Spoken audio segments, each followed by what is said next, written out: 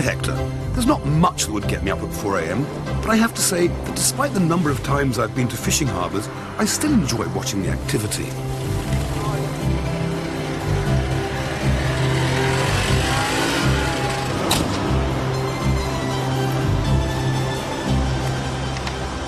Here at Molfetta, the pre-dawn fish auction was exciting, not to say manic. The system of bidding hasn't changed much in over 100 years.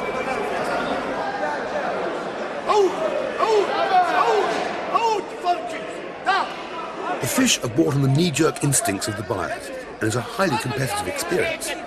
And when those fiery Italian temperaments flare up, well, you'll likely get a lot more than you bargained for.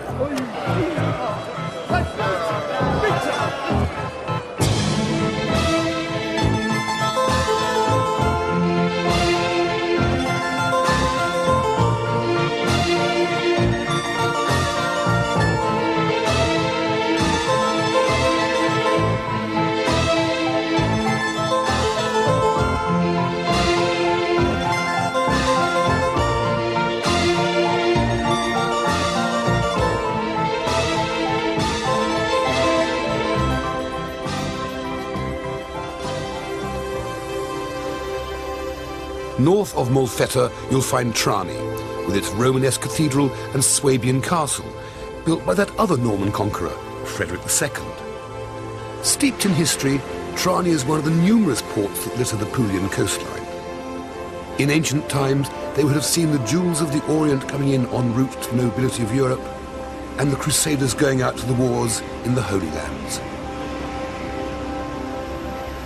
Ah, Dennis, my dear fellow, come in a bit closer and I'll show you what we're doing. It's a very, very simple dish from around here. It involves, on the table here, some sliced peppers, some chopped garlic, some fresh tomato sauce, and some lovely local mussel, which, by the way, I've picked very carefully, taken all the beard off. You need a good close of this. You must scrape off all the gunge and take the beard away so they're all nice and clean. Otherwise you get this nasty stuff and it spoils the whole dish, okay? So, the very first thing we do is put our peppers into the hot olive oil and let them sweat down for a second or two. As they start to take a bit of the oil, we'll add some garlic. In goes the garlic. We've got quite an interesting... Back up to me a second, please, Dennis. We're on the fish market here, and they're all stopped mending their nets for a few moments, watching us, as usual, in total amazement. What are these mad English people doing cooking on the quay? Well, that's how we like to do things on the Floyd programme. Simple as that. OK, those are sweating down nicely now. In goes the freshly made tomato sauce. Like so. And then... this is terribly simple. You can do this on your caravanning holidays, your camping holidays. You can do it at home, do it wherever you like. Don't worry about the noise. This is a working port. There are bound to be motorbikes and apes and Vespers and things hurtling by. They all go in there. Like so. A little grind of pepper.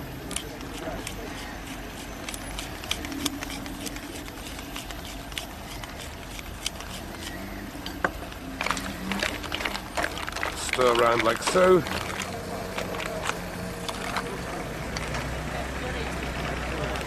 The lid goes on for about 10 minutes or until the mussels have opened.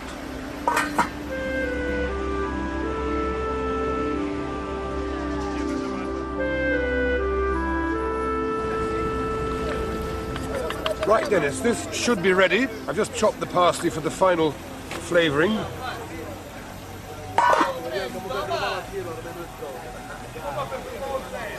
If you have a big fat close-up in there, that looks to be about right to me.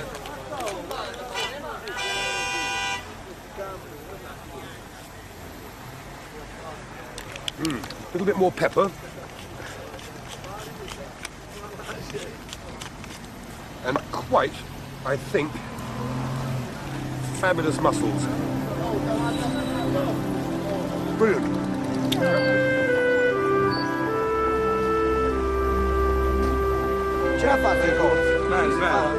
If you think it's easy for me to get innocent bystanders to taste my dishes, you're mistaken. Usually they shy away as if I was offering them rat poison. But this lot, well, they tucked in with a vigour that surprised even me.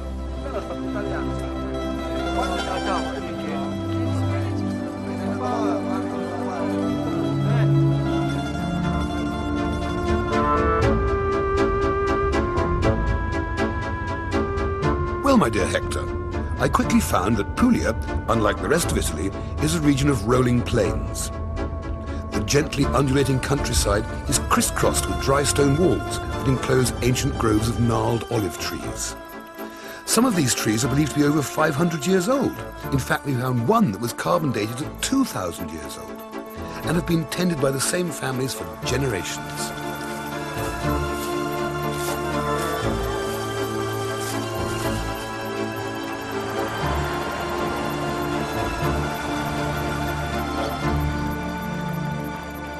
The process of making olive oil is fairly simple. The olives are put into a tank where the leaves are separated. Then the olives get washed, mashed, and ground into a pulp. It's this pulp that is put between the mesh sandwiches of these powerful presses.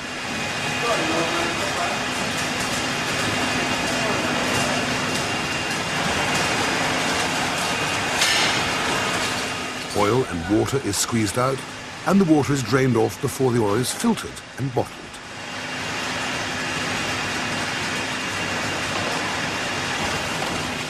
Even the leftover residue has a use as a dry fuel.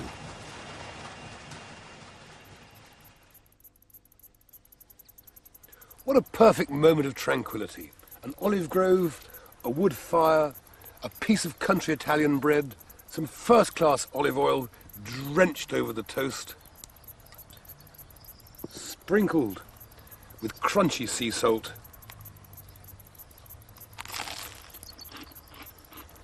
What a breakfast, what a snack. What about bread and dripping? Shouldn't we celebrate that too? Because this is marvellous.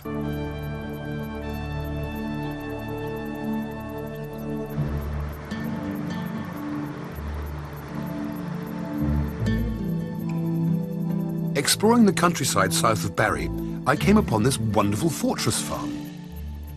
Peculiar to this part of Italy, it was built for and scarred by centuries of marauding pirates, invaders, and rustlers.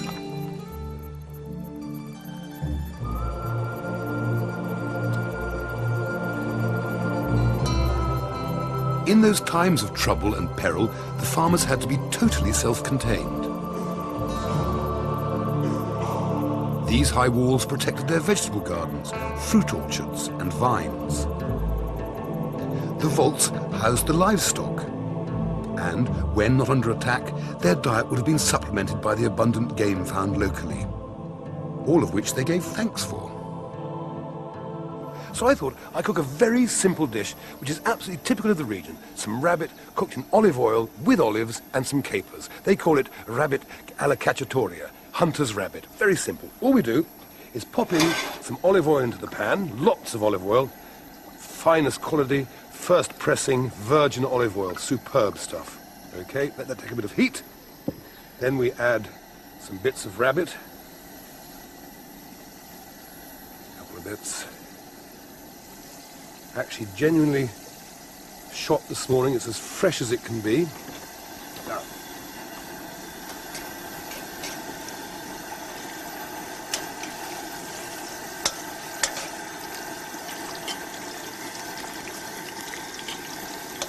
so they're beginning to brown a little. This is what we want.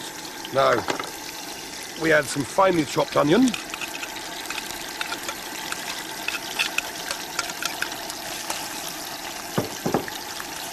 As we say in the cookery business, into each life a little shadow must fall. It is quite impossible in this bright sunshine to eliminate shadows as I lean over the pot.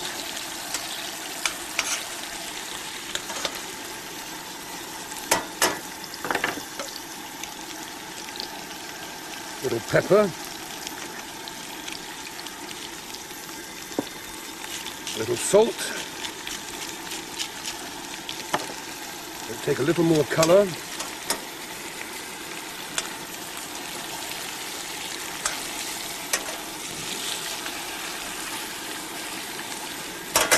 Then white wine goes in next.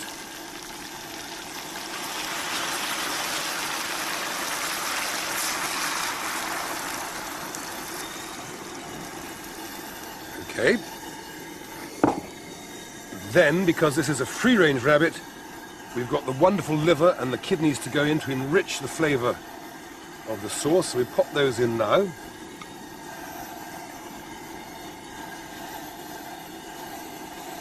And quite simply, the lid goes onto that for about 20 minutes, 30 minutes, until the rabbit's tender and until the wine begins to evaporate. And as it evaporates, during the cooking process, I'll be adding a little bit more wine, so we end up with a very rich, unctuous stock.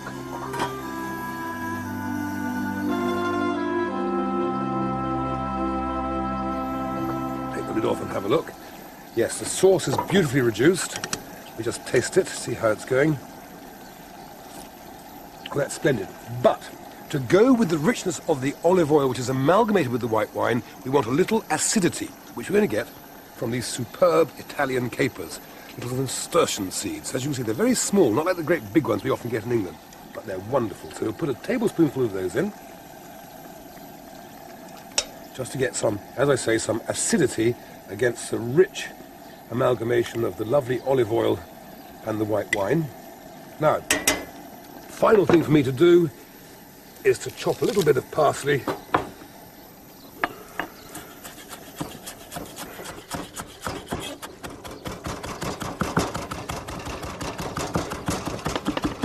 coarsely chopped. This is a peasant dish, peasant in the best possible sense of the word. I'm not referring to the producer, I'm referring to real human beings that live off the land.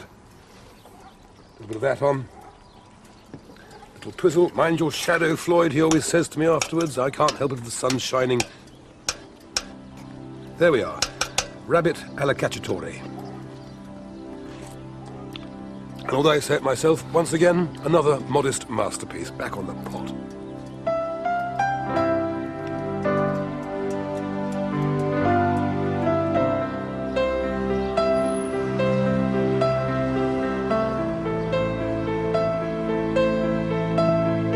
The ancient town of Ostuni was one of the few defendable towns of this region, and it perches on 3 hills, and is famous for its whitewashed houses cramped into narrow streets.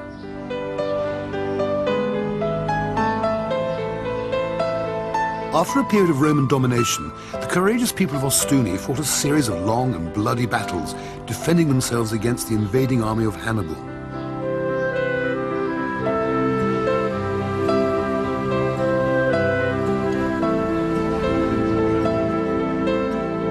These days, the streets are somewhat quieter, apart from dangling dustbins and wheelbarrows.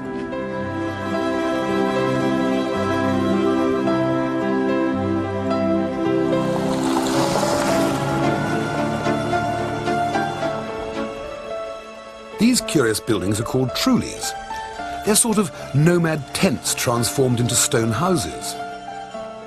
They were traditionally built as dry stone buildings, so that the structures could be taken apart at a moment's notice and then be rebuilt after, say, a tax inspector or a marauding baron had trampled through. By the way, the name Trulies comes from the Greek word trul, meaning dome. And before you think I'm showing off my classical education, you should perhaps know that ancient Greek is still spoken in some areas of Puglia.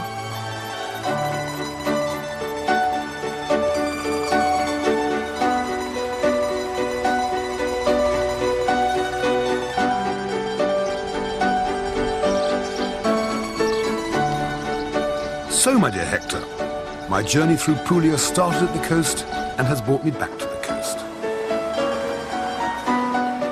The ancient town of Monopoly was my destination, with its crumbling defences and narrow streets with tall medieval houses. And talking of narrow streets, they were of course made for donkeys, not for vast, expensive limousines like I was driving.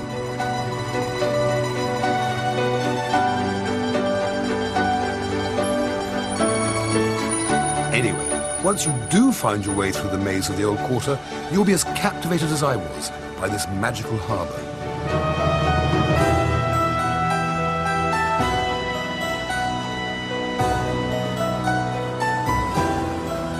The harbour, incidentally, which still bears traces of Byzantine and Venetian invaders.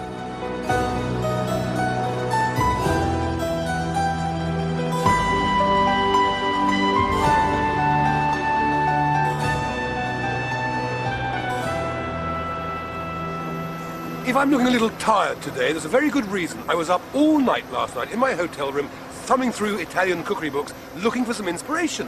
Well, I couldn't find any. It was all a bit heavy, a bit too pastry, a bit too thick soups and stews and things, which aren't televisionally very interesting. So, I went to my old chum Elizabeth David and found a fabulous recipe called saltimbocca, which means literally jump in the mouth. And saltimbocca is a fillet of veal with a sliver of Parma ham wrapped into a sausage shape and fried in butter and flamed in masala. Very good, I thought. But let's develop that. Let's take in the sea and the land, and let's add some langoustine to them. So, Dennis, you come down here. What I've got are these beautiful veal sausage-like things stuffed with Parma ham and fresh langoustine.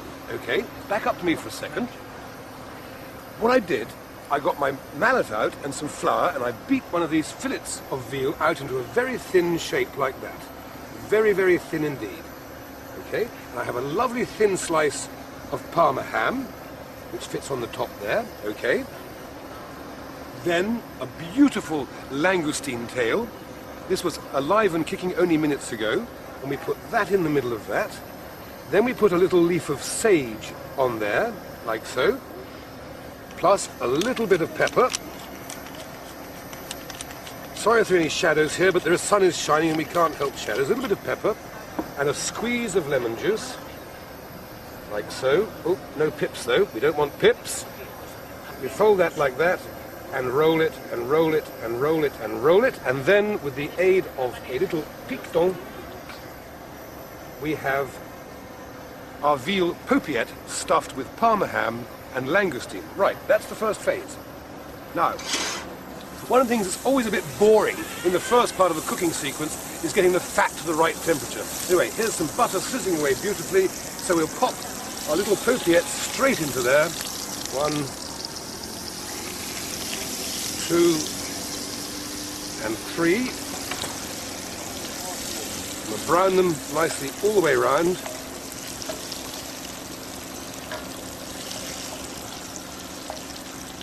Ouch! Oh! Those artist's fingers have been burnt. There we are. They just simmer in that butter now for 3 or 4 moments, okay? 3 or 4 minutes. These are ready to come out of the pan now and on to phase 2. See, they're beautifully golden, and we put them onto this plate over here and keep them warm. You at home, of course, would keep them warm by placing it above the stove. I'm keeping them warm by putting them in the sunshine. And they're going to move now, Dennis. Right. Then, next thing is back onto the pot again, because we chuck our langoustines in.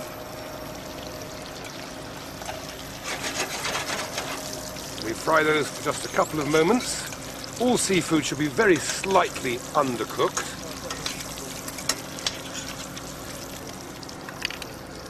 Add a squeeze of lemon in there as well.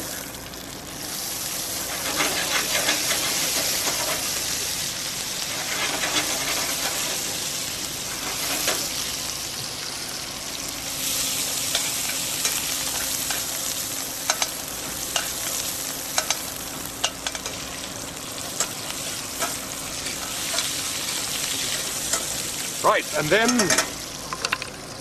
very important part of this dish is a very famous Italian wine called Marsala. And this isn't Marsala, this is red wine. This is Marsala, and this is a dry, fortified wine.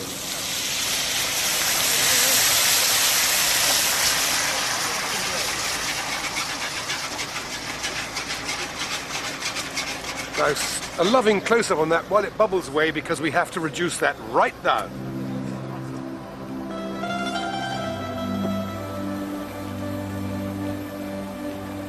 This sauce is reduced to my satisfaction, and the langoustine are cooked.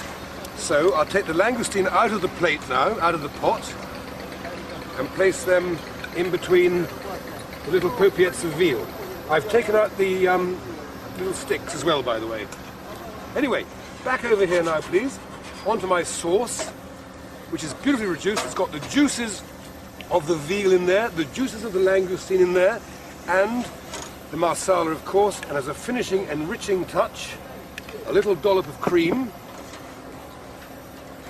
And it's very difficult at this stage. You must be very careful not to curdle the cream in the alcoholic sauce that's underneath it. Okay, And to make it even richer, stay there, Dennis, stay there, make it even richer, we stir in a pat of butter as well and melt that into it, and then we shall have a creamy, unctuous marsala, veal and langoustine sauce to go over my finished dish. So as soon as that butter's melted, we can pour it over and we'll be in business in a major way. I'll just have a quick slurp while that's melting down. See, I can drink wine and stir a spoon at the same time, which is more than President Reagan could do. He couldn't walk and chew gum at the same time.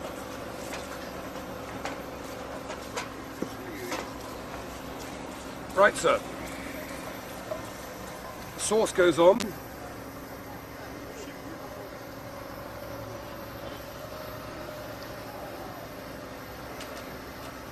And then, to celebrate one of the specialities of the region, we'll garnish it with some sea anemones.